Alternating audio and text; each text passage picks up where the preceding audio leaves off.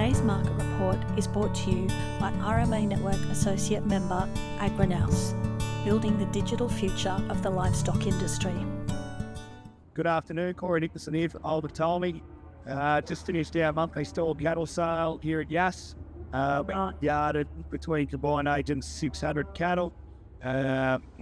Cows and calves topping out at $1,850, with the pre-tested cattle topping out at $1,830. Very heavy pre-testing cows. Our Angus steers today, the top price was $1,650. That's 328 kilo good covered steers. Then we moved down. There's a lot of light cattle here today, 200 to 300 kilos, not a lot of condition. They range from anywhere from 570 to 620 on your Angus cattle. Your coloured cattle, these Hereford steers here, they topped at 1,570 and were probably the best price of the day for them.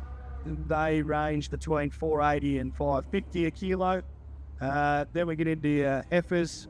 Again, a lot of lighter heifers, making some $4.30 to $4.50.